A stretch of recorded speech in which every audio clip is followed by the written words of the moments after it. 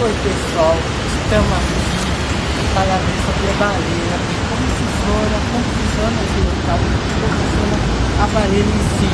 Então, estamos aqui e mais tarde vou te visitar também. Então vamos nessa, vem comigo.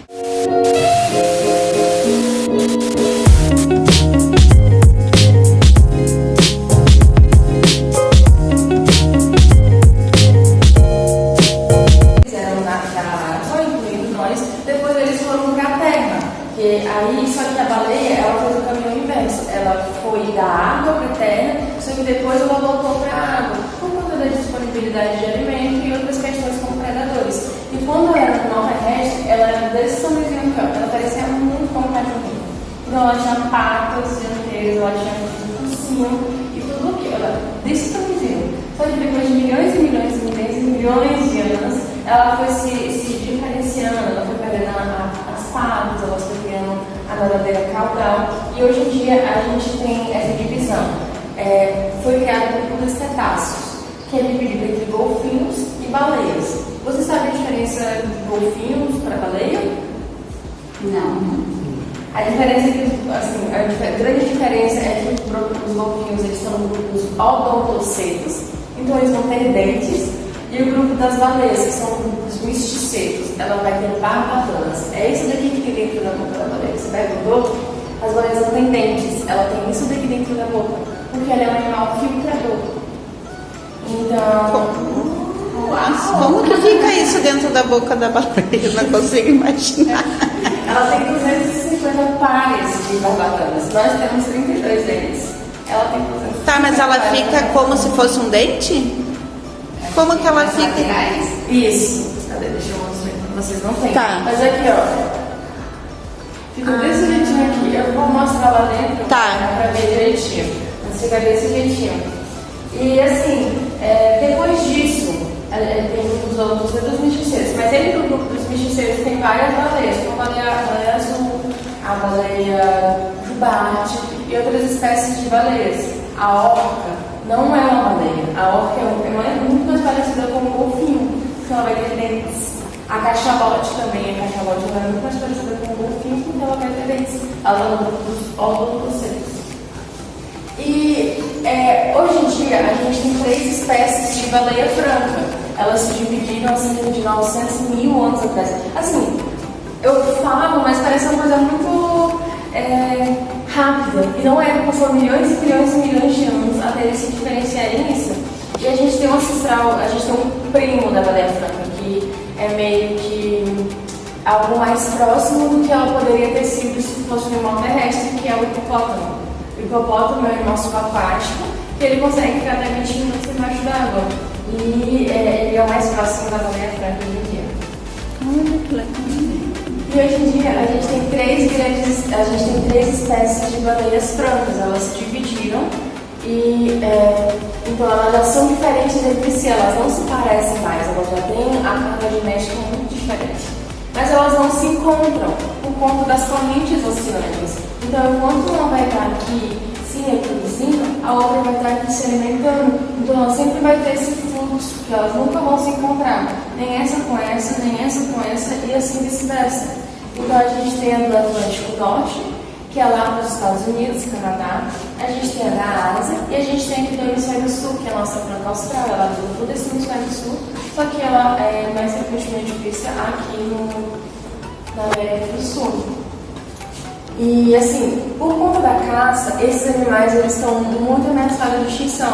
A nossa, a gente tem esse programa, que é o que nós somos dos Austrália, que a gente promove a conservação da baleia, mas, por exemplo, lá nos Estados Unidos, Canadá e na Ásia, ainda não existe esse projeto tão fomentado de promover a conservação desse animal. Então, elas estão com um número de indivíduos muito baixos. Elas têm cerca de 400 indivíduos. Essa daqui só tem 100 indivíduos e a nossa ela chegou a 14 mil indivíduos. Então, vê a discrepância. Mas ainda assim é um número muito baixo comparado ao que era antes.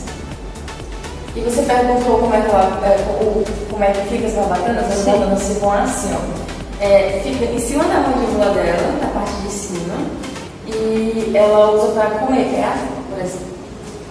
Essa daqui não é a da franca, é a da baleia de Braille. Pode pegar. Uau! Da baleia de Braille.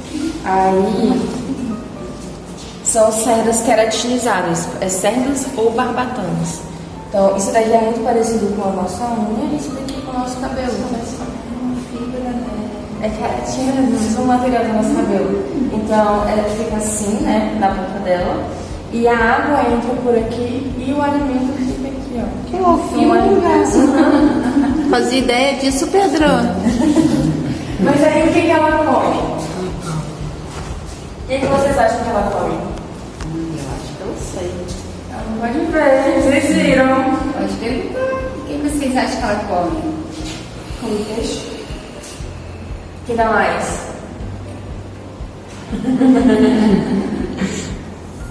Bora, quem dá mais? Sabe, Pedrinho, o que elas comem? A gente viu. Lembra daquele vídeo que eu mostrei pra vocês? Aguinhas. Tipo, agua em panta, só que do mar. Olha, são duas sugestões, mas ela não come planta e nem peixe, ela come crio, que é um pequeno crustáceo parecido com camarão. Ó, é isso daqui que eu amo. Ai, um camarãozinho miniatura. Mas que fica grudado. Hã? Fica grudado nela. Fica, ali ó, ele fica preso, ó. O filtro passa e ele fica preso aqui, ó. Mas você deve fazer perguntando como é que é tão grande, come só aquele negocinho tão pequenininho. Mas o segredo é na quantidade. Ela come 2 toneladas de crio por dia, que equivale ao tamanho de uma girafa. Ela come muito crio.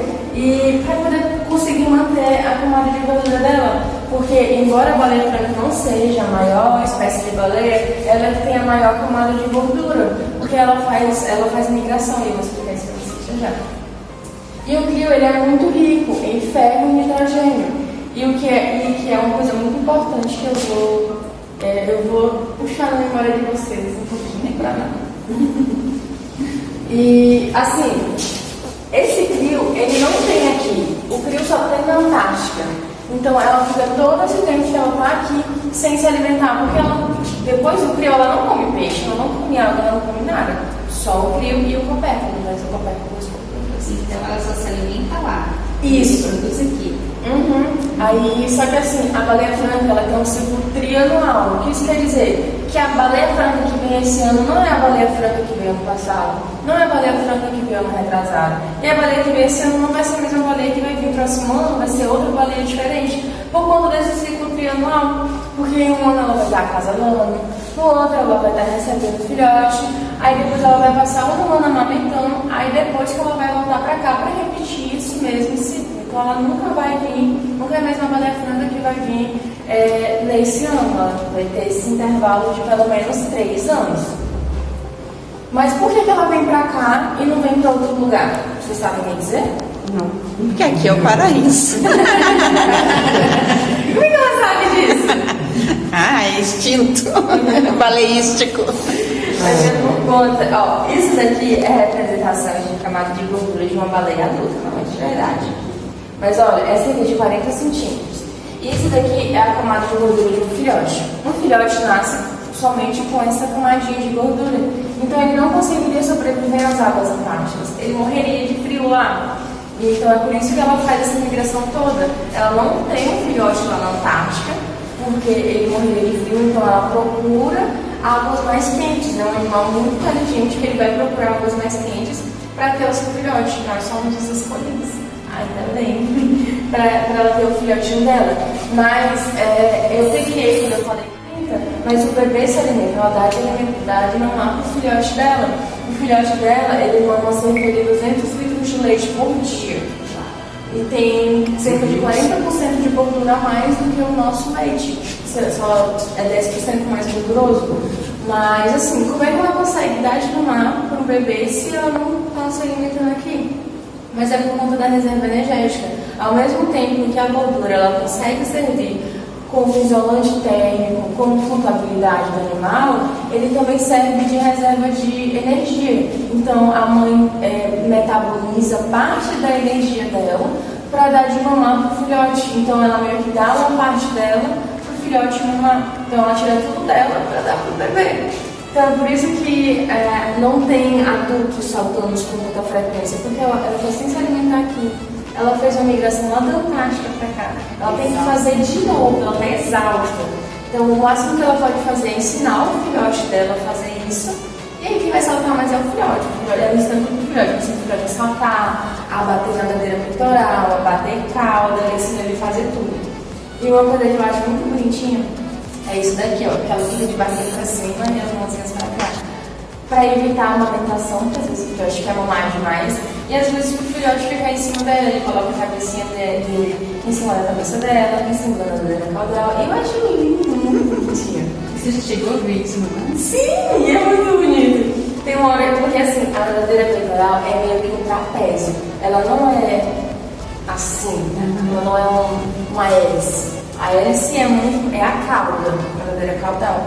Então quando você vê uma coisa estranha no mar, não, provavelmente é uma nadadeira peitoral. Se você vê duas, ela assim, é muito comum. E elas são poliândricas. O que isso quer dizer? Não faço. Essa parte também não. Quer dizer que uma fêmea pode copular com vários machos diferentes. E ela escolhe quem vai ser o pai do filhote dela. Eles não formam grupos. Eles não são animais que vivem em bandos. Eles são animais solitários. Então, ou é a mãe com o filhote, ou é ele sozinho. Então, na época de acasalamento, elas ainda salem para cá, mas nós não somos o local de acasalamento para elas. Elas preferem mais na Argentina e no Uruguai. Lá mais é a região de acasalamento. Nós somos considerados o berçário das baleias. Quer dizer que elas vão ter bebês aqui e vêm cuidar dos seus filhotes. Lá é mais local de reprodução. Então, namoro fica lá. Namoro fica lá. Então, uma fêmea pode copular com vários machos diferentes. Mas assim, ela não está lá no meio do mar e, vou ter filhote do terceiro macho que eu cruzei. Então é assim. É o último macho que ela cruza, que ela escolhe que esse vai ser o pai do meu filhote e sai, ela não deixa mais nenhum copulado com ela. Feminista. E uma coisa interessante das baleias francas é as suas calosidades. Você quer fazer uma pergunta? Quer fazer uma pergunta, Fê? Não? Tá. Tu quer, Pedrinho? Não. Se tu quer, tu fala que a hora é agora. Fala, Tímidos ainda. tudo bem. Uma coisa única das baleias francas são as suas calosidades. Mas o que é calosidade? É uma pele mais áspera. É como se fosse a pele do nosso cotovelo. A pele do nosso cotovelo é um pouquinho mais áspera e isso é as calosidades. Em cima das calosidades das baleias fica o que a gente chama de piolho de baleia. É os ciamídeos. Eles ficam em cima das calosidades das baleias. Tem milhares de ciamídeos em cima dela. Só que eles não fazem mal para ela. Porque diferente do nosso piolho ele suga o nosso sangue. Esse não. Esse vai comer a pele morta da baleia, uma pele descamada. Então acaba Faz uma limpeza. Isso. Ele faz bem para ela. E cada baleia tem uma calosidade diferente. Lembra que eu falei que a baleia era um animal terrestre? Se ela era um animal terrestre, o nariz dela era aqui. Só que como ela foi voltando para a água, a mandíbula foi arqueando, então o nariz saiu daqui e foi para cima da cabeça. Então hoje em dia o nariz dela é aqui. Só que o nosso não tem esses dois orifícios. Ela também tem esses dois orifícios, só que o dela se espaçou de um jeito que na hora que ela vai fazer o borrifo sai em formato de V, que é em formato de coração. A gente chama ela de baleia amorosa, é muito fofo. Tudo nela é muito fofo. Mas vocês pensam que é água que sai. Muitas pessoas olham, não, ela está borrifando água. E não é água, é ar condensado. Coloca o dedo embaixo do nariz, ó. Não sai quente? É igual ao da baleia, só que ele é um animal muito maior. Então o ar que sai do nariz dela é muito mais condensado. Então por isso que sai esse borrifuzão. Então não é água, é ar condensado. E quanto tempo vocês acham que a baleia consegue ficar embaixo d'água? Isso era uma das perguntas que a gente tinha programado. Ninguém sabe. Uhum. A baleia ela consegue ficar até 20 minutos embaixo d'água. Algumas crianças falam, mas não é muito tempo. É muito tempo sim, você não consegue passar nem 2 minutos embaixo d'água. Imagine 20 minutos embaixo d'água. Então, isso é uma semelhança bem forte ao hipopótamo. Isso. Que é os 20 minutos que ele também consegue. Só que o hipopótamo ele consegue andar na água, ela não consegue, mas ainda assim é uma coisa muito legal de se ver. Mas assim, ela não precisa ficar parada lá no meio do mar para conseguir respirar e depois voltar para a água. Não, ela faz as trocas das ossos dela muito rápido. Então, ela só pode subir, borrifa, respira e depois volta. Porque todo o oxigênio dela é armazenado no sangue. Então, ela consegue fazer as trocas das ossos mesmo embaixo da água. Então, é uma das vantagens dela. Essa baleia é muito inteligente. E ela consegue mergulhar até 300 metros. Ela não vai até mais do que isso, mas ainda assim é um mergulho bem profundo. E o que é interessante é que ela tem órgãos homólogos ao nosso. O que isso quer dizer? Quer dizer que a nossa mão é muito parecida com a mamadeira peitoral dela. A gente pensa que é cartilagem, mas não é, é osso. A gente vai ver, a gente tem esqueleto para mostrar para vocês direitinho. Mas tem 5 dedinhos, tem a escápula, é muito bonitinho. Ali o ouvido fica perto do olho? É isso. Fica aqui. Outra coisa. Vocês acham que a baleia enxerga bem ou mal? Bem. Eu acho que bem, um pouco. Acertou. Ela enxerga muito bem. Porque ela é animal aquático, ela precisa sobreviver naquele meio em que ela está vivendo. Além de enxergar bem, ela ouve muito bem. Então, os impactos sonoros afetam muito ela. E diferente da gente, a gente não pensa quando a gente está respirando. A baleia tem que pensar para respirar. Então, ela tem uma respiração voluntária. O que ela é alguma coisa que possa causar estresse? Por isso, é um animal muito sensível. Por isso o problema das embarcações. Isso, por isso está tendo problema. Mas aí está sendo feito estudos, o pessoal está indo bem atrás. Então, eles vão decidir o que é ou não benéfico para a baleia. Cabe a gente apenas visitar. Sim. Outra coisa. E ela não vai ter... olha aqui, isso aqui é o esqueleto da baleia. Sabe isso daqui? Isso daqui são os ossos vestigiais. São as antigas perninhas dela. São as antigas patas traseiras. Mas como ela é um animal aquático, ela não precisa disso daqui. Então acabou que se atrofiou e ficou só alguns vestígios desses ossos. Mas tá vendo que não tem osso na verdadeira caudal? Porque é feita de cartilagem. É o mesmo material da nossa orelha. Que a nossa orelha ela não tem osso, ela é muito vascularizada, mas ela é muito molinha. É igual a verdadeira caudal da baleia. Como é que a gente diferencia macho de fêmea? Sabemos. Sabe, Pedrinho? Eu acho pelo tamanho. Às vezes, a gente acha que a fêmea é maior do que o macho, então, mas a gente não consegue identificar isso na hora que a gente está vendo com o binóculo, a gente não consegue, porque elas estão muito espaçadas uma da outra. A baleia branca não forma grupos, ou ela fica com o filhote, ou ela está sozinha. Então a gente sabe que é fêmea quando está com o filhote. Quando está com o filhote, é certeza que é fêmea. Mas quando tem um indivíduo nadando sozinho, a gente não sabe se é fêmea ou se é macho. Porque os órgãos genitais deles estão embaixo. E lembra que eles não comem aqui, então eles não têm energia para ficar toda hora rolando, saltando, e a gente não consegue ver. O máximo que a gente consegue ver é na hora da cópula. Aqui não é nossa região de cópula, mas pode acontecer. Então pode acontecer da gente ver uma cópula e a gente consegue identificar quem é o macho e quem é a fêmea. Mas então aqui vem mais fêmeas. Dificilmente vem macho. Pode vir, mas como eu falei, não dá pra gente saber se ele fêmea ou se é macho. E acaba que a gente classifica como adulto. Na hora do monitoramento a gente tem fêmea com filhote, que é FEFI, AD, que é adulto, e NI, que é não identificado, que a gente também tem subadulto, porque a gente não sabe se fêmea, macho, subadulto, enfim, várias questões. E uma coisa legal, a baleia franca ela não salta o corpo todo. Porque ela é muito gordinha, então ela não tem essa energia, ela não tem essa força para saltar. Então quando ela salta, sai a cabeça e as nadadeiras peitorais. E pronto, esse é o salto dela. Esse é o salto bonitinho, mas eu acho muito lindinho. Porque ela vai se apaixonar assim. É bom assim trabalhar quando a gente está. Ai, eu adoro ela. Então, como é que a gente consegue identificar um indivíduo? É pelas calosidades. As calosidades são únicas em cada indivíduo. É como se fosse a nossa digital. Então, cada indivíduo é único. E a gente reconhece pelo sobrevoo. A gente vai tirar foto de cada baleia que está dentro da nossa enseada. E a gente vai para um programa de computador para fazer a identificação.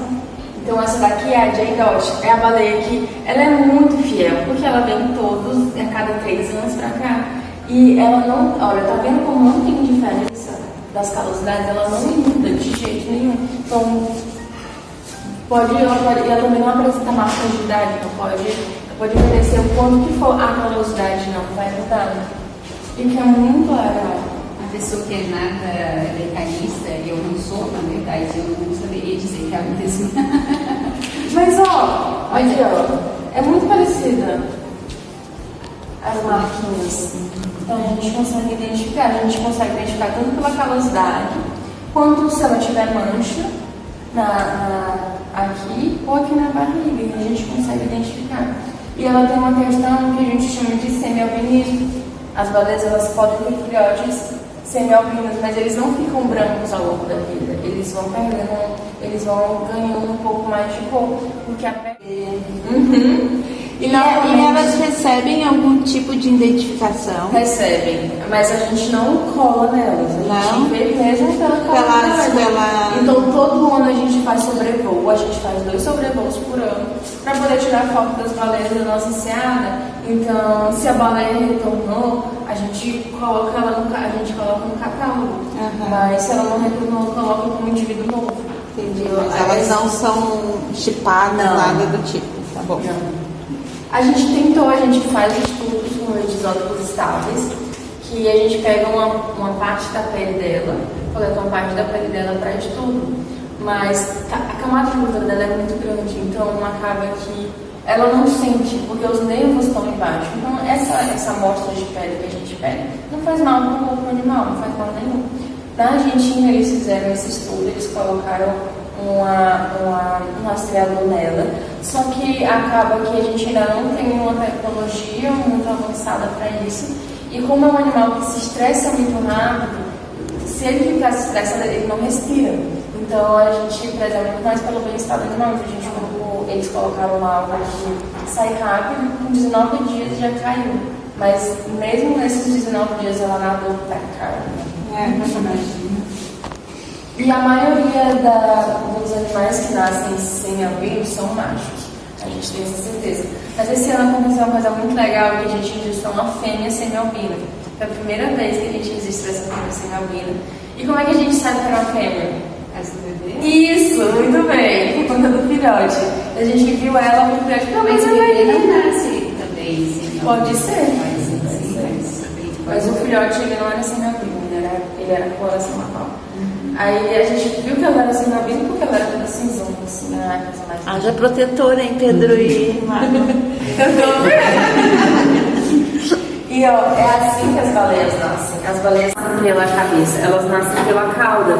Porque como elas têm a respiração voluntária delas é muito importante. Porque isso interfere até na forma que elas nascem.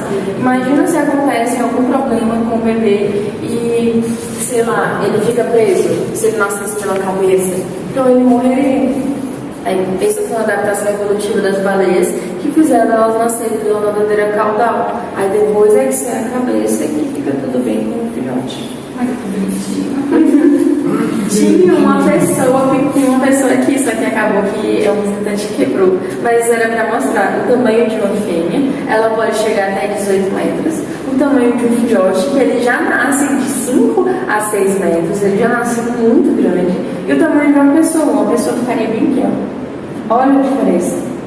Tá vendo a velocidadezinha, ó? Nossa, muito bonitinha, mamãe. Ela tem a velocidade da cabeça, a calosidade do olho, que a gente chama de sobrancelha. Olha como é o nariz, ó. Ele é bem separadinho. É bem legal. E antes eu achava ela feia, eu não vou mentir, eu achava ela feia, porque, nossa, que balé estranha, mas ela é muito fofa. Olha que coisa mais muito mais. Julho, que foi o dia que ela retornou para o nosso litoral.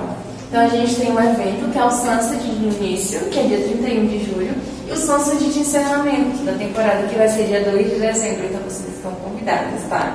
Que vai ser muito legal. E é muito bonito essa história. Vai ser sábado, né? 2 de dezembro é sábado. Isso, é sábado. E a gente sabe que é ela por conta da calosidade, lembra? Mas ela demorou muito para voltar. Então, aquele intervalo de 3 em 3 anos, às vezes não é respeitado pelas baleias, vamos dizer assim. Porque quando uma baleia, ela tá com um filhote, por exemplo, por algum acaso, ela perde esse filhote, ela vai ficar mais 3 anos sem vir, mas por conta do corpo dela precisa se readaptar a ter ou não a perda do filhote. Então, se a baleia perde o filhote, ela não vai se reproduzir no próximo ano. Então é muito complicado, a gente não sabe por que algumas demoram para vir. A Sunset voltou em 2017. Ela veio com a mãe em 2002, quando filhote. Ela voltou em 2003, porque elas ficam com a mãe 1 ano. A mãe ainda fica com o filhote 1 ano, só que aí depois o filhote sai de perto dela, ele desmama e segue o caminho. E a Sunset foi uma delas, ela desmamou da mãe e ela se perdeu no caminho lá na Lagoa do Farol, de Laguna, e saiu também em 2017. Ela não... Então, ela demorou muito pra vir e até agora ela ainda não voltou, infelizmente. E outra coisa, a gente tem toda essa baleia aqui, todas as baleias que tem aqui no nosso local, é a Simba, que é a nossa mascote. A gente deu o nome dela de Simba porque as pessoas sempre falam, vem pra Imbituba, vem pra Imbituba. Então a gente deu o nome dela de Simba e o filhote dela é o Imbituba, porque ele tem uma visão enorme nas costas, é impossível não identificar o Imbituba. E uma coisa legal, quando o filhote nasce, está muito novinho, acaba que as calosidades deles estão muito juntas. Então, é muito difícil a gente identificar o filhote. Então, a gente só identifica, às vezes a gente pode até tirar foto, mas aí depois ele retorna, a gente acaba não sabendo se é o mesmo. Esse daqui a gente vai saber, porque ele tem visão com histórias, é impossível identificar. E aqui é um quadro para mostrar. Aqui são o grupo dos misticetos, que são as baleias que vão ter barbatana, e o grupo dos odontocetos, que são os cetáceos que vão ter dentes. Tá vendo como a cachalote tá? A orca, todos os outros. E mesmo dentro do grupo dos misticetos, eles vão ter a nadadeira dorsal. As nossas 3 espécies de baleias francas são as únicas que não têm. Elas são bem lesinhas.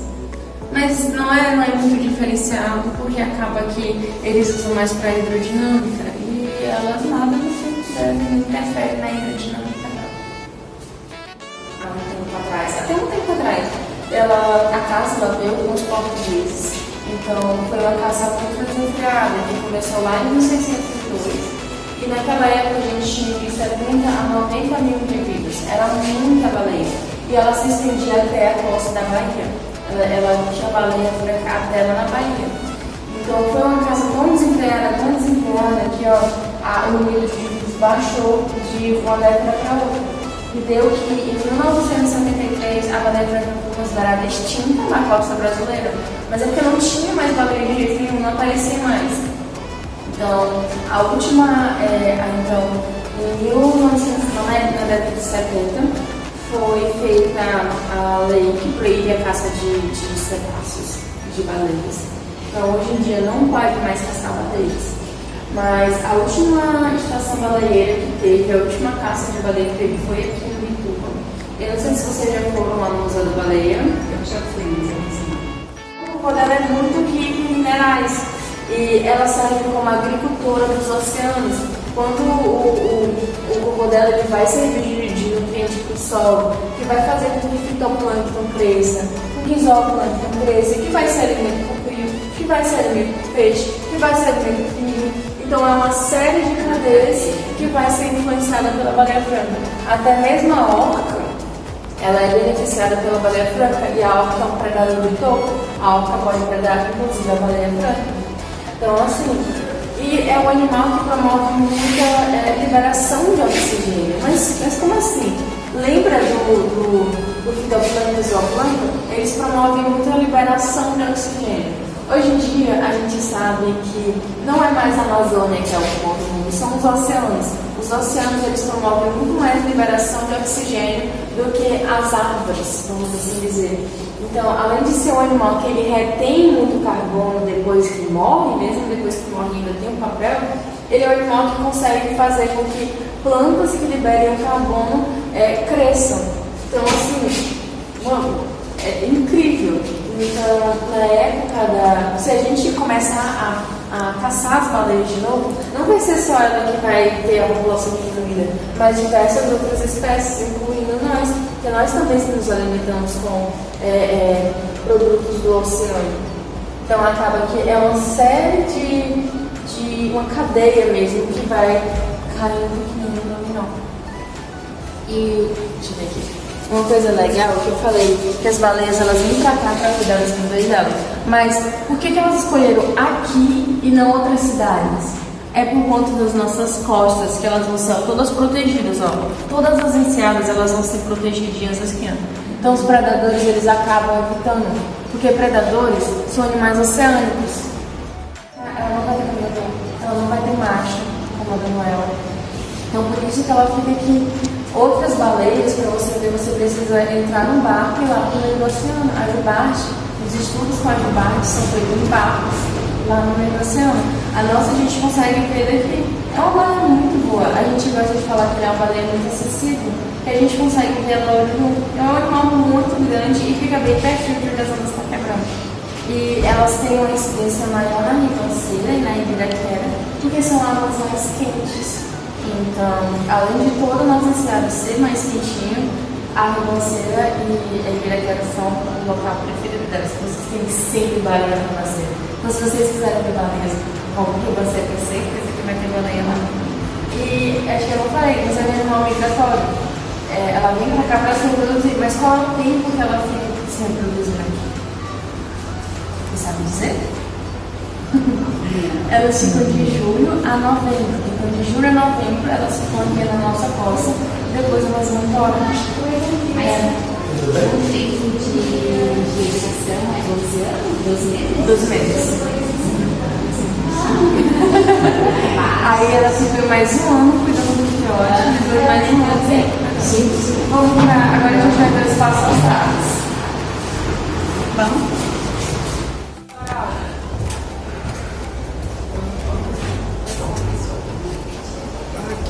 Muitas pessoas não acreditam no completo.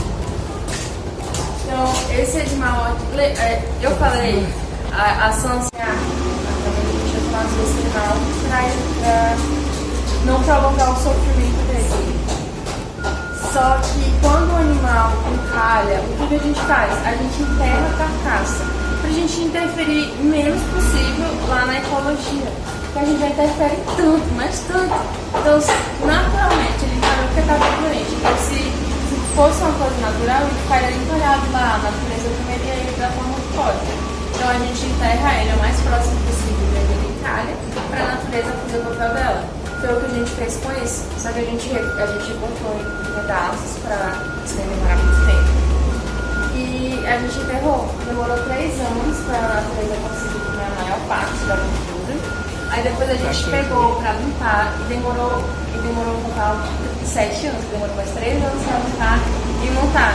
Pra gente ter hoje esse esqueleto, que é o maior esqueleto do Brasil, de baleia franca. E é muito legal, porque a gente consegue fazer muita educação ambiental com Olha, as mãozinhas, não vai ter os dedos, porque a gente acabou perdendo, mas isso daqui é a escápula, aqui a fibra, tipo, então, nossa, é muito legal. E elas devem ter pezinhas. E diferente das outras baleias, ela é uma baleia assim, arqueada, não é? Tipo, porque ela não tem aquela hidrodinâmica tão forte. A jubarte ela é toda finazinha, mas é porque ela salta muito. A franca não salta tanto. Aqui ela precisa de grupo de energia pra isso. E aqui que fica o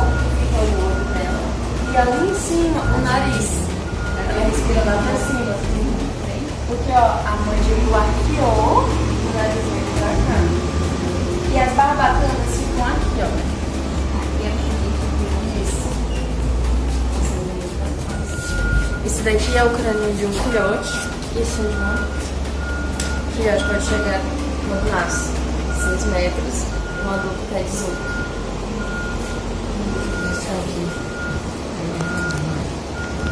Isso daqui é um golfinho ou uma baleia? É golfinho. Por quê? Eles são tímidos. É por conta dos dentes, ó. Elas têm dente. Tá vendo a diferença? Parece um jacaré. É um golfinho. Você tá vendo a diferença aqui, ó? O crânio dele é assim, o da baleia é assim, para poder ficar o melão. O melão é para ecolocalização que eles usam. Então todos os odontoceitos vão ter esse melão, alguns mais desenvolvidos do que outros. Olha aquilo ali. Aquilo ali tem o nome comum de baleia de Cuvier, mas não é uma baleia, é um golfinho. Porque tem, ó, esses 2 dentinhos da frente, são dentes, não parece que tá pegado. Acho que parece uma mão. Aham. É legal também. É. E aqui, ó, ficou o melão que ele usa para ecolocalização. É igual o da beluga. A beluga é o odontoceto que mais tem a ecolocalização desenvolvida. Então é muito similar daqui. E olha, os órgãos homólogos, a mãozinha aqui, muito parecido. E você percebe que nenhum deles vai ter a caudal? Porque a caudal é cartilagem. Então não daria pra gente manter.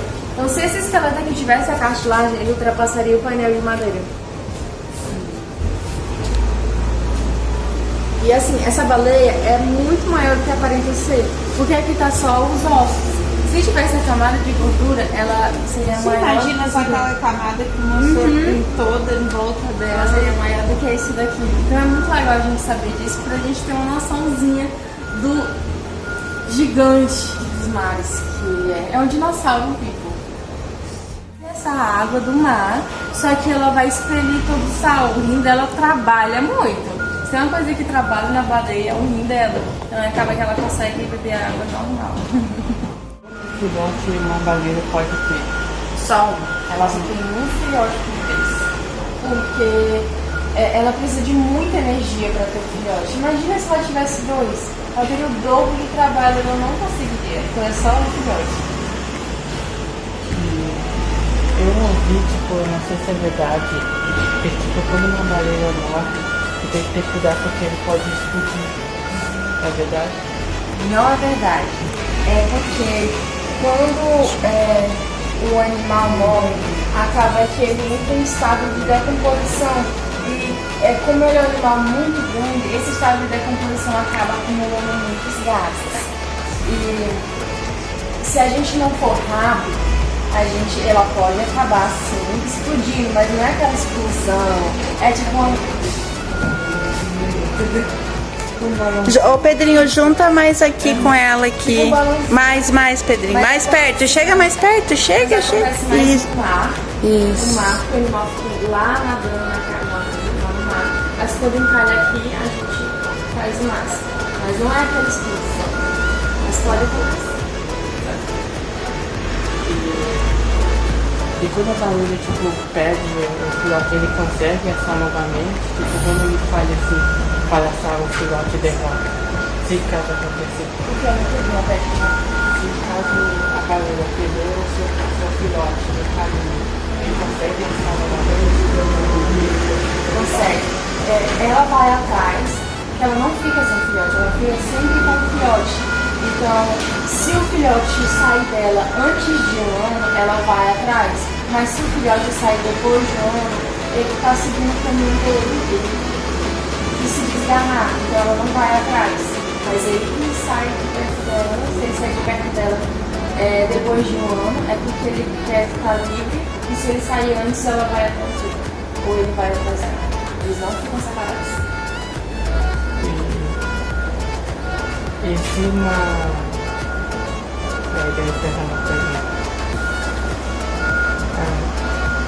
A baleia, tipo, a baleia tipo, fica sozinha, tipo, independente.